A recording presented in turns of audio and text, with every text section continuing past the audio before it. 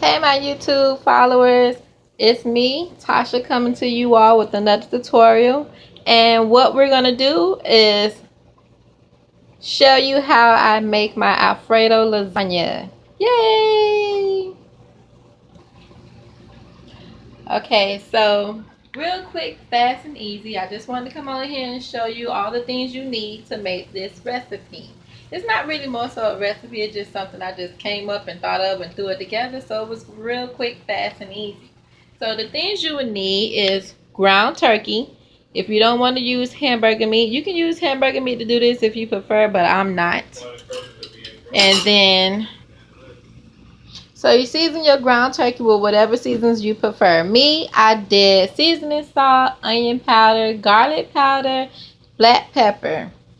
And then over here I have my boiling lasagna noodles. I have the Publix brand. And what I did was just fill the pot up with some water and I put a little olive oil in there. And you see my noodles are done. Right now I just turned it off.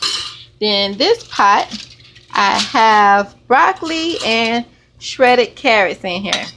I just steamed this broccoli and some carrots and I season it with salt lightly. And you can add a little garlic powder to it. And then we're also going to have some garlic Texas toast. You will also need some kale. Make sure you rinse this off before you put it in there. You will also need your alfredo sauce of your choice. And you will also need some mozzarella cheese, or you could use Parmesan, whichever one you prefer. As long as it's white, I'm using mozzarella because that's what I have as of right now. Make sure you steam your kale some, unless you prefer to have it straight like this and just rinsed off. It's up to you.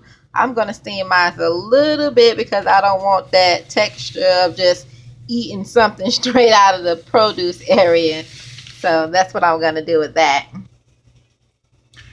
So I have my kale here with very little water in the pot. See if you can see that. Very little water. It's just for it to steam. If you have a steamer, you can do it that way too. If you don't, just put very little water in the pan. And I turn my stove to 5. And then I'm going to cover it with foil paper so it can steam some. Now, how I got it off the branch, all I did was, this is one branch. Hopefully you all can see me. I just broke it off some, and I just peeled it off away from the branch from the middle, like so. Sorry, that was a little bit shaky there. That's all you need to do, and just let that boil down so it's kind of not so hard. And then while that's boiling down, because I'm going to create layers here, looks like my ground turkey is ready. So I already got that turned off and my noodles are ready. So I'm going to drain this and let this cool down some before I start putting it together. You want to have your pan here, whatever you're going to use to put your lasagna in. You want to have that out ready and handy. Okay, so what I like to do, because I don't like waiting for my noodles to cool off, I just simply pour all the hot water off of the noodles, and then I run cold water in the pot, and then I have it just sitting there. My noodles are nice and soft, just the way I want them, and I just got my husband approved because he don't like hard noodles. So just let them sit in cold water for like a few minutes until you feel that it's not hot enough until it's not hot for you to pick it up. Okay, so now we're back to our meat, and now we're gonna mix everything up together. So let me check on my, see, look at that, nicely steamed. So I can turn that off because I don't want that to be trying to burn. Okay, so now we're just gonna take our ragu sauce. I'm gonna pour it all in there.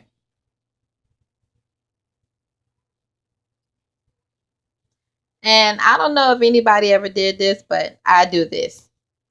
You see how I just emptied out all my sauce? And it's like some still in there. I just put a little water in there to get the rest of it out. I don't know. That's just me. You put just enough, not a lot, just a little bit, just to get the rest of the sauce out of there. You don't have to do that part, but it's up to you. I like to get every drop out.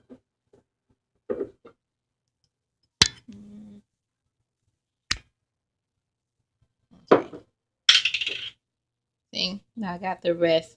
And you want it to be a little creamy anyways. It's up to you if you want to put a little milk in here, which is heavy whipping cream. You don't have to. It's up to you. Now I'm going to dump my vegetables in here.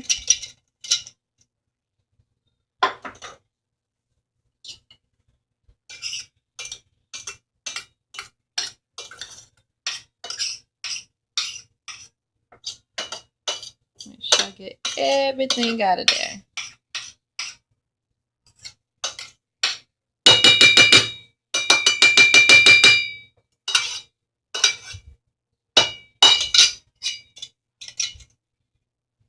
Okay.